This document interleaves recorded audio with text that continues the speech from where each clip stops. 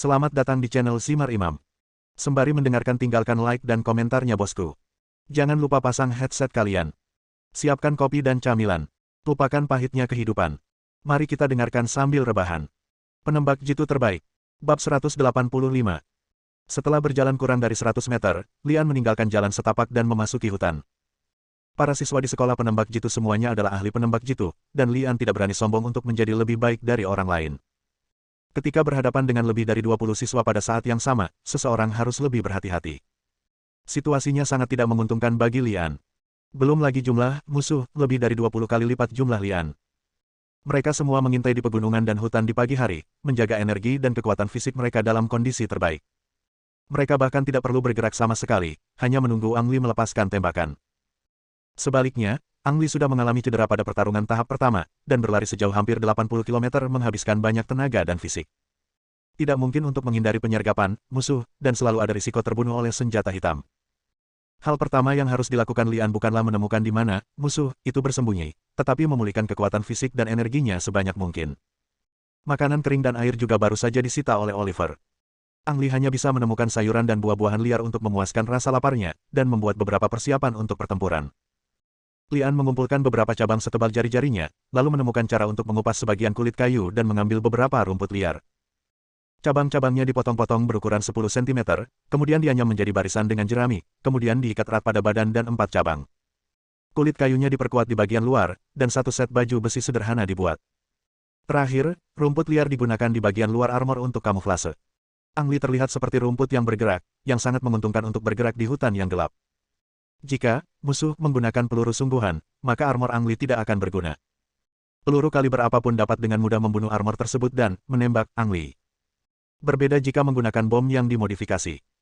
Ambil contoh senapan mesin nagan milik Ang Li, jarak efektifnya hanya 100 meter dan mengandalkan anestesi di hulu ledak untuk membunuh orang.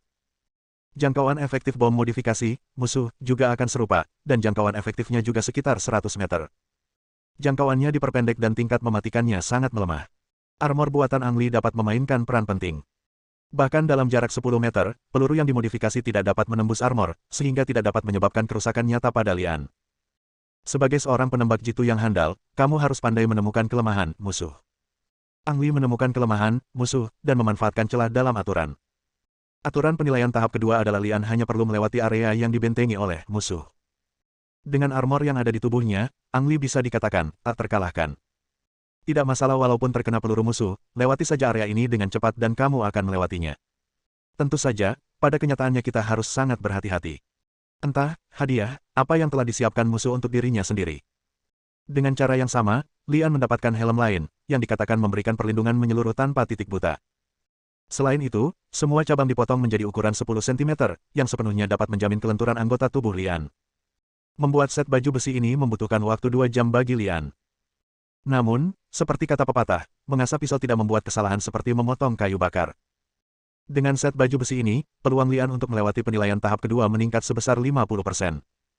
Waktu yang dihabiskan untuk membuat baju besi ini juga memungkinkan Lian memulihkan banyak kekuatan fisiknya. Setelah menggunakan metode pernapasan nafas naga selama 10 menit untuk mengatur nafasnya, Lian mulai menyelinap ke depan dengan hati-hati. Setelah mendaki bukit, ada cahaya yang datang dari hutan di depan. Larut malam, cahaya api sangat mencolok di pegunungan, disertai bau daging. Apakah ada yang mengadakan barbeque di sini? Lian sangat terkejut, tapi dia yakin pasti ada jebakan. Lokasi jebakan kebetulan merupakan satu-satunya jalan bagi Lian untuk lewat. Jika tidak, dia harus mengitari puncak gunung yang menjulang tinggi di kedua sisi. Kalau begitu, perjalanan Lian akan lebih panjang puluhan kilometer, dan pasti ada musuh atau jebakan yang menunggunya di belakang. Setelah ragu sejenak, Lian memutuskan untuk maju. Baju besi di tubuhnya adalah sumber kepercayaan Lian. Apapun trik yang ingin digunakan musuh, pada dasarnya tidak mungkin untuk membunuh mereka dengan bom yang dimodifikasi. Dengan hati-hati menyelinap menuju sumber cahaya, Lian dapat melihatnya dengan jelas setelah beberapa menit. Seorang pria gemuk sedang duduk di dekat api unggun, memakan kelinci yang baru dipanggang, dengan senapan sniper bersandar di pohon di sebelahnya. Pria ini adalah murid sekolah penembak jitu dari Austria. Karena dia menyukai makanan lezat dan sedikit lebih gemuk dari orang lain, dia dijuluki Chubby. Anak ini tidak lupa makan saat ini, dia memang pantas mendapat julukan gemuk-gemuk. Lian diam-diam mengutuk, tapi bau daging membuat orang ngiler. Pasti 100 kali lebih kuat dari buah-buahan liar dan biskuit yang dikompres. Gulu. Perut Lian keroncongan tidak memuaskan. Fatih sedang mengunyah kaki kelinci yang baru saja dilepaskannya. Tangannya yang berminyak telah meraih senapan sniper di sampingnya, dan dia berguling di tempat dan bersembunyi di balik pohon. Serangkaian tindakan ini tidak seperti yang bisa dilakukan pria gemuk, dan kewaspadaannya luar biasa. Kemudian, suara samar terdengar. Wei Hao. Lian diam-diam mengutuk perutnya yang hilang sambil mengamati sekelilingnya dengan cermat. Sayangnya, tanpa peralatan penglihatan malam, jangkauan yang bisa dilihat Lian dengan mata telanjang sangat terbatas. Sepertinya tidak ada orang lain di dekatnya kecuali Pang Pang. Lian, apakah itu kamu? Suara Pang Pang kali ini lebih jelas. Lian tidak cukup bodoh untuk menjawab. Dia memiliki penyamaran yang hampir sempurna. Selama dia berbaring di sana dan tidak bergerak, Pang Pang pada dasarnya tidak mungkin menemukannya. Saudaraan, kamu dan aku satu tim, kata Pang Pang sambil memegang pistol dan berjalan keluar dari balik pohon sambil memegang kaki kelinci yang tadi dibicarakannya dengan satu tangan. Saudaraan, jika kamu bisa mengikuti tes peluru emas 3 bulan setelah masuk sekolah, kamu pasti akan menjadi orang pertama. Mampu menjadi pelajar pada saat yang sama dengan Anda membawa kemuliaan bagi saya. Oleh karena itu, aku memutuskan untuk melepaskanmu. Petik 2. Sambil mengatakan itu, Pang Pang meletakkan senapan snipernya ke tanah, menggigit daging kelinci dan mengangkat tangannya dengan senyuman konyol di wajahnya. Sangat tulus. Lian hampir tergerak. Di medan perang, jika Anda mudah mempercayai musuh, maka Anda adalah babi bodoh. Selain itu, jangan pernah makan makanan dari orang asing, terutama makanan yang disiapkan oleh musuh untuk Anda. Lian ingin makan kelinci emas panggang, tapi dia hanya menelan ludahnya. Bang! Ang Li menjawab, yang gendut itu peluru. Saat suara tembakan terdengar, Pang Pang langsung terjatuh sambil masih memegang kaki kelinci di tangannya, dengan senyuman konyol di wajahnya. Setelah menembak, Lian berlari keluar. Dia membungkukkan badannya dan berlari ke depan secepat yang dia bisa, bahkan tanpa melihat ke arah Pang Pang dan daging kelinci yang mengeluarkan suara panggang yang mendesis. Lepaskan aku, Lian tidak tertipu. Dia di sana, jangan biarkan dia pergi. Tembak, tembak cepat. Ada tangisan di kegelapan, ternyata itu jebakan. Bab 186. Begitu Lian melintasi api dengan kaki depannya, suara tembakan terdengar dari kedua sisi dan tepat di depannya. Pada saat yang sama, Lian mengeluarkan suara pop karena dipukul. Seperti yang dipikirkan Lian. Kualitas armornya sangat bagus, dan dia tidak mengalami luka apapun setelah terkena peluru yang dimodifikasi. Saat berlari, Ang Li menjaga tubuhnya serendah mungkin untuk meminimalkan risiko tertabrak. Di saat yang sama, dia mengulurkan lengan kirinya ke depan wajahnya. Wajahnya tidak terlindungi oleh armor. Jika terkena, maka akan berakhir. Sambil berlari, Lian memperhatikan lokasi musuh. Suara tembakan menunjukkan jumlah dan lokasi musuh. Totalnya ada 5. 1 di depan, 2 di setiap sisi. Setelah bergegas maju 20 meter lagi, Lian berada kurang dari 30 meter dari musuh tepat di depan, dan musuh jelas terlihat di depan Lian. Pada saat ini, Lian tiba-tiba membeku, menggunakan penutup pohon di sebelahnya, mengangkat senjatanya dan menarik pelatuknya ke arah musuh tepat di depannya.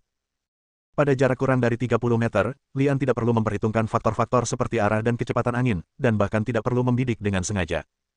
Bakat menembak dan latihan kerasnya memastikan tingkat pukulannya. Ledakan. Musuh di seberang sana terdiam. Meletakkan senjatanya, Lian terus berlari ke depan seperti sebelumnya. Biarkan aku pergi, apakah Lian dirasuki oleh King Kong?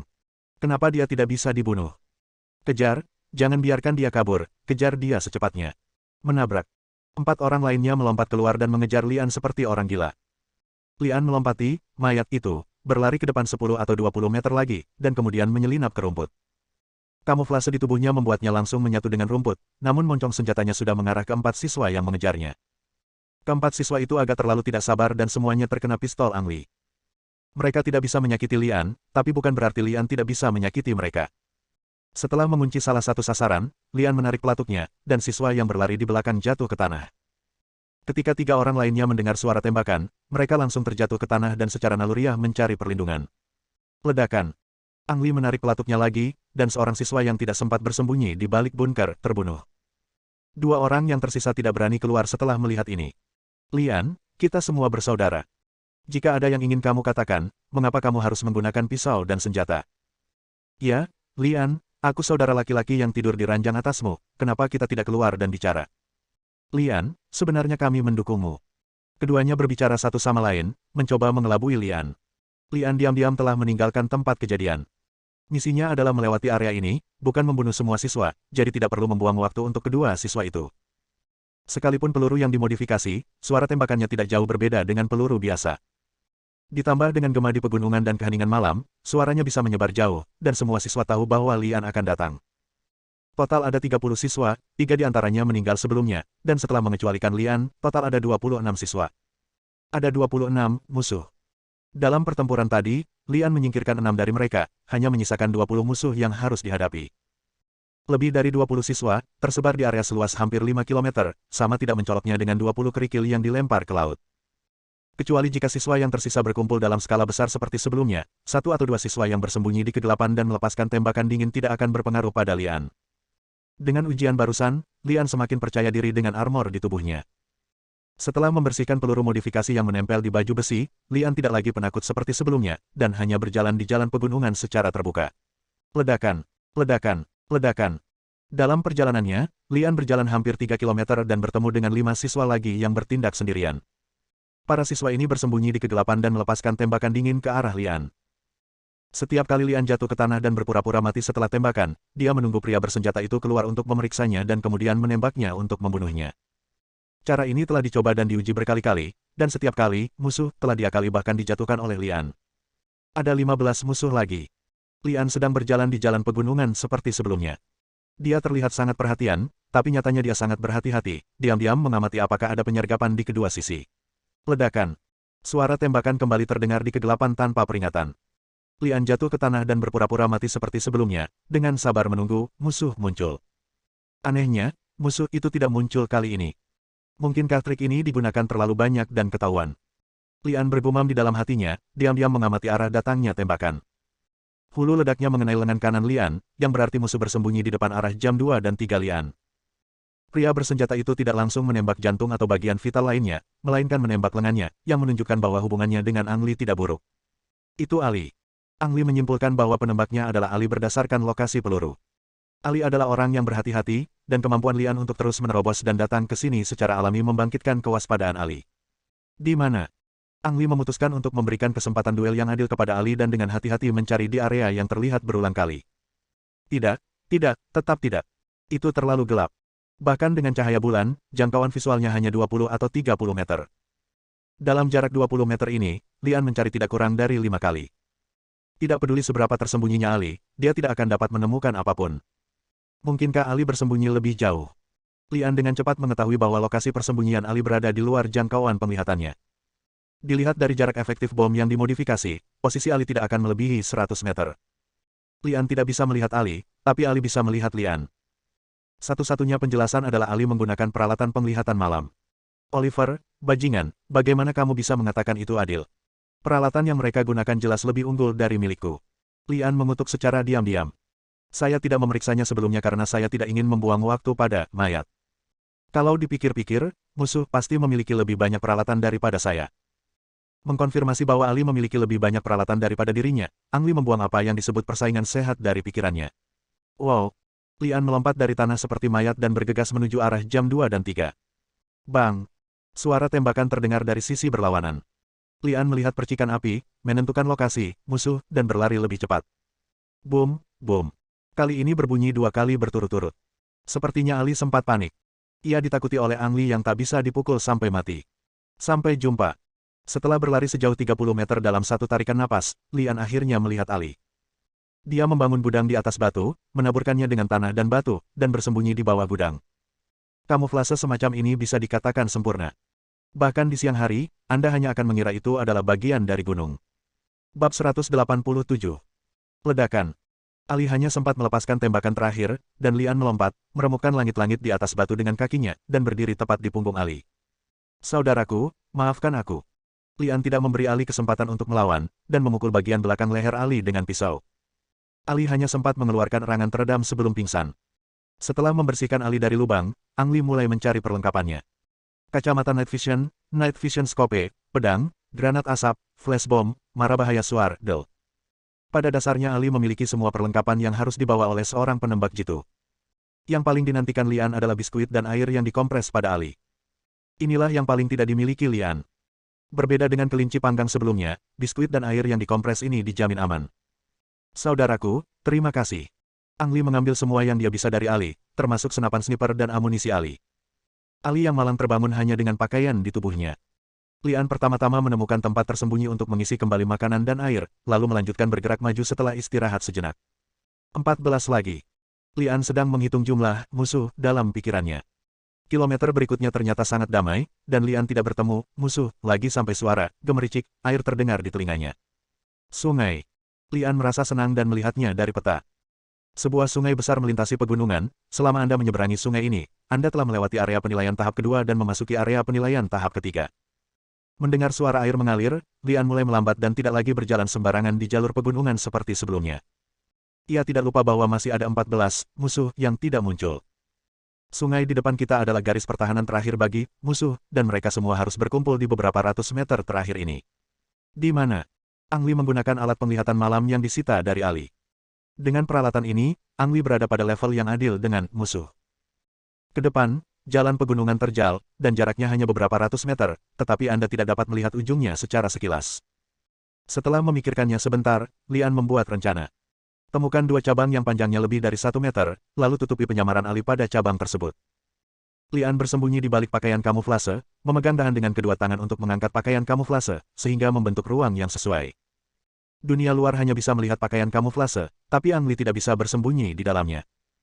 Jika musuh melepaskan tembakan, pakaian kamuflase dapat membantu Ang Li memblokir sebagian besar peluru.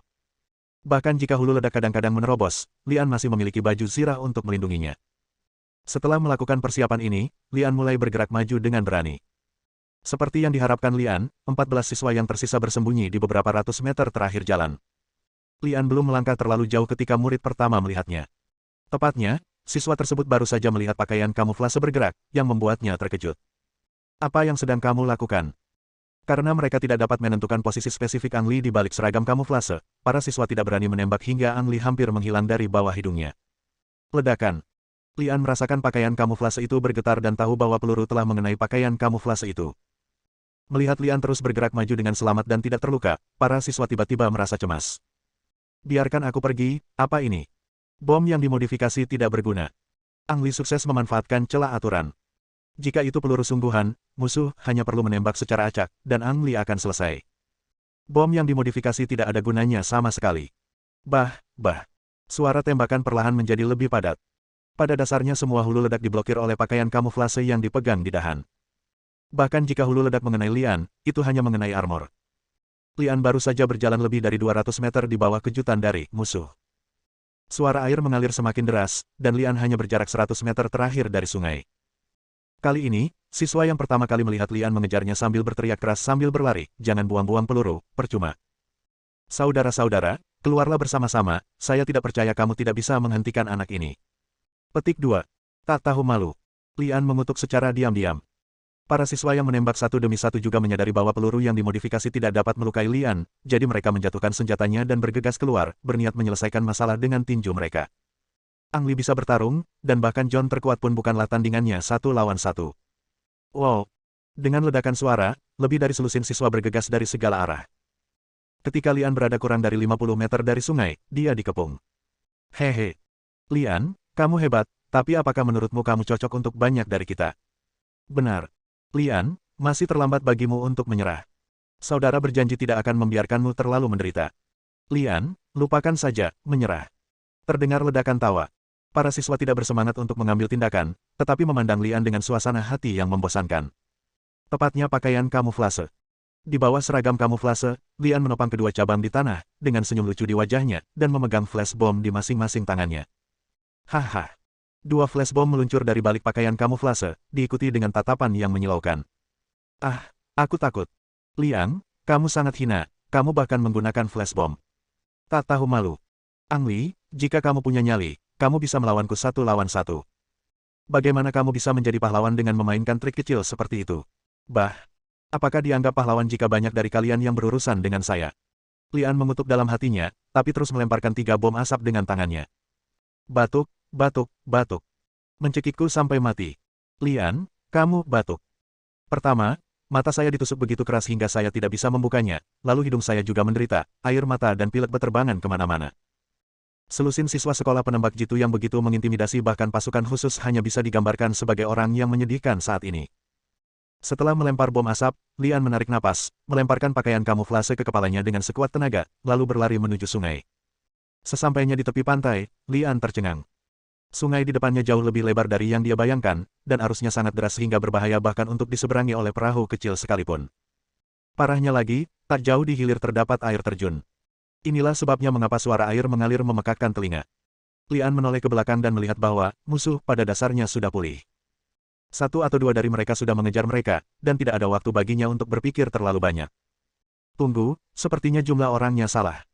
Lian menghitung ada 14 orang lagi, tapi hanya ada 13 orang di depannya. Itu John. Lian menemukan bahwa John yang terbesar tidak ada di depannya. Ledakan. Suara tembakan datang dari kegelapan. Kelopak mata Lian terangkat, kepalanya berdengung, dan dia berkata pelan, sudah berakhir. Bab 188. John menggunakan senapan sniper anti-material, yang sangat kuat bahkan dengan peluru yang dimodifikasi. Bisakah baju besi yang terbuat dari kulit kayu dan ranting memblokir serangan senapan sniper anti-material yang dimodifikasi? Lian merasa tidak yakin. Benar-benar karena naluri, Lian melompat ke arah sungai saat suara tembakan terdengar. Retakan. Lian merasakan ada dahan patah di punggungnya, dan hampir di saat yang bersamaan, ada sedikit rasa sakit di lokasi itu, seolah-olah dia disengat lebah. Berdebar. Lian tenggelam ke dasar air, kepalanya terasa berat dan dia kehilangan kesadaran. Lian! Lian! Para siswa berteriak kaget. Tidak ada yang menyangka Lian akan benar-benar melompat ke sungai dan dipukul oleh John. Saat semua orang bergegas ke pantai, di manakah bayangan Ang Li? Badanku dingin, kepalaku pusing, luka di lengan kiriku terasa sakit, dan seluruh tulang di tubuhku serasa remuk. Ketika Lian membuka matanya lagi, matahari sudah berada di langit, dan lebih dari separuh tubuhnya basah kuyup. Perasaan asam tak terlupakan. Biasanya obat bius yang terkandung dalam bom yang dimodifikasi akan membuat Lian tidak sadarkan diri selama 24 jam, namun Lian tidak yakin apakah dia benar-benar tidur selama 24 jam. Berjuang untuk naik dari air ke pantai, Lian merasakan kegembiraan karena selamat dari bencana. Sungguh keajaiban dia bisa bertahan hidup di lingkungan seperti itu. Fakta bahwa Lian tidak tenggelam mungkin terkait dengan kulit kayu dan dahan yang diikatkan ke tubuhnya. Hal tersebut meningkatkan daya apung tubuh Lian dan memastikan dia bisa mengapung di atas air dan bernapas. Saya merasa lemas, mungkin karena efek samping dari obat bius. Lian terbaring di tanah menikmati kehangatan yang dibawa oleh sinar matahari, dan tubuhnya perlahan-lahan menjadi hangat. Baru setelah pakaiannya hampir kering dia memiliki kekuatan untuk duduk. Ketidaknyamanan fisik akan berangsur pulih selama Anda terus istirahat, namun luka di lengan paling mengganggu setelah direndam dalam air dalam waktu lama. Lian harus membersihkan lukanya dan mengoleskan obat lagi. Berpikir bahwa dia telah mengambil kotak P3K dari Ali, Lian secara naluriah meraihnya, tapi sedikit tercengang. Hilang. Tidak hanya kotak P3K yang hilang, tetapi semua senjata, perlengkapan, dan makanan juga hilang, hanya menyisakan baju besi yang rusak. Apa yang dimaksud dengan penjarahan? Inilah penjarahan yang sebenarnya. Lian tidak punya waktu untuk mencari tahu kemana perginya peralatan yang menghilang, dan dia tidak bisa membuang waktu untuk tetap di tempatnya. Lian mula-mula berbaring di tepi sungai dan meminum air dari sungai, lalu mengulurkan tangan dan menyentuh beberapa batu di dasar sungai untuk membela diri. Melempar batu merupakan keahlian khusus Ang Li. Selain membantunya mengatasi masalah makanan, ia juga dapat membunuh musuh jika muncul. Tubuhnya belum pulih sepenuhnya, sehingga Lian hanya bisa menemukan dahan setebal lengan untuk digunakan sebagai penopang, lalu mencari beberapa ramuan yang berguna untuk luka, dan mencari cara untuk membalut perutnya. 1 jam kemudian, Lian membuka ikatan perban yang menutupi lukanya, dengan enggan membersihkan lukanya, memasukkan ramuan herbal ke dalam mulutnya, mengunyahnya dan mengoleskannya, lalu membentangkan potongan kain dari pakaiannya untuk membalutnya. Setelah melakukan ini, Lian tertidur lagi. Tidak lama setelah Lian meninggalkan pantai, sekelompok orang sedang mencari di sepanjang tepi sungai 5 km ke hulu. Lihat apa itu? Seorang siswa bermata tajam menunjuk ke arah sungai dan berteriak. Berdebar. Ali melompat ke dalam air dan mengambil senapan kuno Mosin Nagan. Bukankah itu senjata Lian? Seseorang mengenalinya.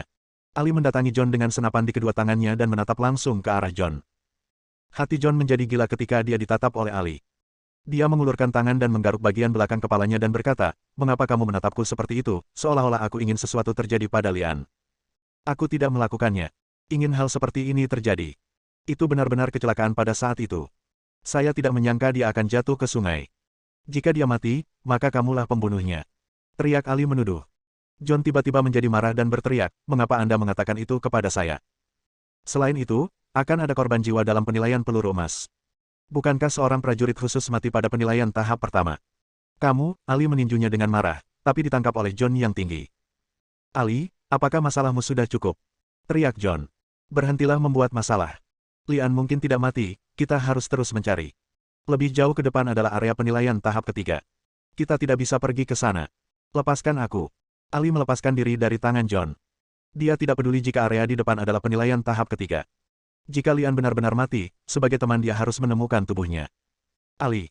John berbalik ke arah yang lain dan berkata, kembalilah dan laporkan apa yang terjadi di sini kepada atasan. Saat Lian membuka matanya lagi, langit sudah dipenuhi bintang. Ketidaknyamanan fisik yang dirasakannya saat bangun tidur terakhir kali sudah hilang, setidaknya kepalanya sudah tidak pusing lagi. Ini adalah hal yang baik untuk Ang Li. Setelah menghirup dalam-dalam udara pegunungan yang murni, Lian berbalik dan duduk, merogoh sakunya untuk meraba-raba. Selembar kertas kering dikeluarkan. Peta itu benar-benar saling menempel, tulisan tangannya tidak bisa dibedakan dan berubah menjadi sampah. Ya Tuhan, di mana aku? Lian selalu memiliki keinginan untuk melihat ke langit dan memanggil ke langit. Tanpa peta, dia tidak bisa menentukan di mana dia berada, apalagi melewati penilaian tahap ketiga dan mencapai garis finish. Apa yang bisa kita lakukan? Tepat ketika Lian khawatir dan hendak kembali ke pantai dan pergi ke sungai untuk menemukan tempat dia jatuh ke air dan kemudian memasuki area penilaian tahap ketiga, suara gemerisik tiba-tiba mencapai telinganya. Seseorang. Lian menjadi tegang dan bersandar pada pohon besar untuk bersembunyi. Dia sudah memegang batu di tangannya dan mendengarkan dengan penuh perhatian. Seorang pria berjas gili, wajahnya ditutupi kelambu, dan memegang senapan sniper Jerman berjalan dengan hati-hati. Pohon besar itu baru saja menghalangi Lian, dan rumput liar di kedua sisi pohon memberikan perlindungan yang sempurna bagi Lian, sehingga penembak jitu tidak menyadari kehadiran Lian. Lian tidak menyangka bahwa dia akan menyusuri sungai dan langsung memasuki pedalaman penilaian tahap ketiga, dan bahwa penembak jitu adalah musuhnya pada tahap ini, instruktur di sekolah. Penilaian tahap ketiga terdiri dari 10 instruktur sekolah penembak jitu yang dipimpin oleh seorang instruktur Mali. Meskipun, musuh yang dihadapi Ang Li di tahap ini hanya sepertiga dari musuh di tahap kedua, tingkat kesulitannya meningkat satu tingkat lagi. Jangan lupa, pada ujian bulan Maret, instruktur Mali, Philip dan instruktur lainnya, mengalahkan semua siswa kecuali Lian hanya dengan 3 orang. Jika Philip tidak terluka dan tersingkir lebih awal, Ang Li juga akan mati. Dari sini terlihat bahwa kekuatan pengajar di sekolah secara keseluruhan lebih tinggi dibandingkan dengan siswanya. Lian kini tidak memiliki senjata kecuali batu. Bisa dikatakan sulit untuk lolos penilaian tahap ketiga. Bersambung.